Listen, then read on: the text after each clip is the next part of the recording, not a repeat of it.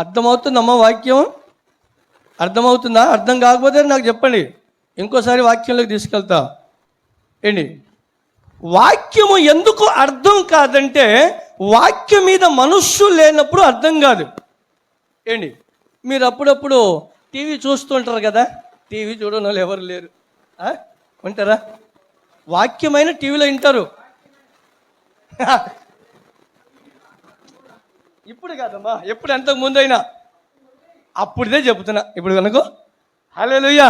అప్పుడు TV on చేసి, సరే మీరు అప్పుడు కానీ పెట్టకపోతే ఇప్పుడు టీవీలు ఉన్నాయి కదా, దాన్ని ఆన్ చేయండి. ఆన్ చేసేసి అక్కడ ఒక ప్రోగ్రాం పెట్టండి. మీ పక్కన ఎవరో వస్తారు, వచ్చిన వారితో మీరు మాట్లాడుతూ ఉండండి. అర్థమవుతుందా? వారితో మీరు మాట్లాడుతూ ఉండండి. టీవీ అక్కడ రన్ అవుతూ ఉంటుంది. మీరు ఇక్కడితో మాట్లాడుతున్నప్పుడు మీ మనసు టీవీ మీద ఉంటుందా, ఇక్కడ ఉంటుందా? కాదు కాదు, చెప్పండి. ఇప్పుడు మీ మనసు స్టార్టింగ్ ముందు టీవీ మీద ఉంటుందా, వచ్చిన మనిషి మీద ఉంటుందా? మనసు మీదే ఎక్కువ ఉంటుంది. మనిషి మీద ఎక్కువ ఉన్నప్పుడు దాన్ని టీవీలో ఉన్న భావం అర్థమైద్దా? అదే అర్థం. ఇప్పుడు హల్లెలూయా. వాక్యం ఎందుకు అర్థమవుతలేదు? వాక్యం ఎందుకు అర్థం లేదు? ఆచారపూర్వకమైన భక్తితో దేవుని సన్నిధికి వస్తున్నారు, కానీ వాక్యాన్ని విని, వాక్యాన్ని అర్థం చేసుకొని, వాక్యానుసారం జీవించాలి అని ఆ ఉద్దేశంతో వచ్చిన వారు ఏమి చెప్పినా తన మనసు వాక్యం మీదే ఉంటుంది. హల్లెలూయా. వారికే వాక్యం అర్థమైద్ది.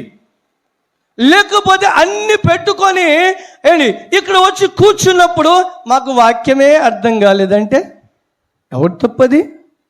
ఎవరు తప్పండి అది? వాక్యం ఎందుకు అర్థం కాదు? పరిశుద్ధాత్మ దేవుడు మాట్లాడినప్పుడు ఎందుకు అర్థం కాదు? ఇంత శ్రేష్టంగా మాట్లాడిన అని మాట్లాడుతున్నాడా? మాట శబ్దం వస్తుంది కదా, ఎందుకు అర్థం కాదు? అందుకనే పరిశుద్ధాత్మ దేవుడు మాట్లాడినప్పుడు వాక్యం మీద బేస్ ఉంచాలి. హల్లెలూయా, హల్లెలూయా. అప్పుడు నీకు వాక్యము అర్థమైంది. లేకపోతే నీ ఏదో ఒక ఆలోచనలో ఉండి, ఏదో ఒక పరిస్థితుల్లో ఉండి నాకు వాక్యం అర్థం కాలేదంటే ఇంకక్కడ దాగెందుకు?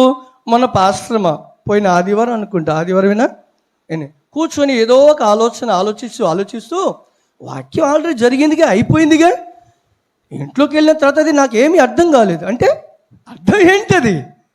ఎందుకు అర్థం కాలే నీకు? కారణం ఏంటి? నీ మనసు వేరే వాటి మీద ఉంది. హల్లెలూయా. నీ మనసు, నా మనసు మొత్తం ఆయన మీద ఉంది కాబట్టి అసలు ఈరోజు వాక్యం నాకు అర్థమే కాలేదండి. అందుకనే దేవుని సన్నిధికి వచ్చేటప్పుడు ప్రసంగి అంత ఆ మైండ్కి హత్తుకునేటట్టుగా మాట్లాడాడు. ఎంత మాట్లాడంటే ఆ వాక్యము అంతగా మీరు దేవుని సన్నిధికి వెళ్ళేటప్పుడు మీ ప్రవర్తన జాగ్రత్తగా చూసుకోనండి. హల్లెలూయా. ఏమంటున్నాడు? జాగ్రత్త చూసుకొని. ఏం చూసుకోవాలి? నా మనసు వేరే వాటి మీద ఉందా, వాక్యం మీద ఉందా? అది జాగ్రత్త చూసుకొని. అంటే ఏమైనా బయట ఏమైనా చేసిన వాటి మీద కాదు. నీవు దేవుని సన్నిధికి వెళ్ళేటప్పుడు నీ మనసు వాక్యం మీద ఉందా? ఈ అమ్మాయి చీర ఎంత పెట్టి కొని ఉంటుంది, ఈ అమ్మాయి ఈ నగలు తెచ్చిందే ఎన్ని శౌర్యులు కావచ్చు, ఇది శౌర్యులు లెక్కేస్తా ఉంటే శౌర్యులు అక్కడ వాక్యం వెళ్ళిపోద్ది. ఇవి కాదు. అందుకని అటు వాటి విషయంలో నీవు దేవుని సన్నిధికి వచ్చినప్పుడు జాగ్రత్త.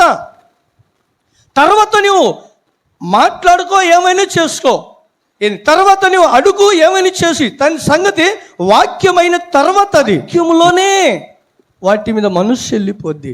అందుకనే నీకు వాక్యము అర్థం కాదు. హల్లెలూయా.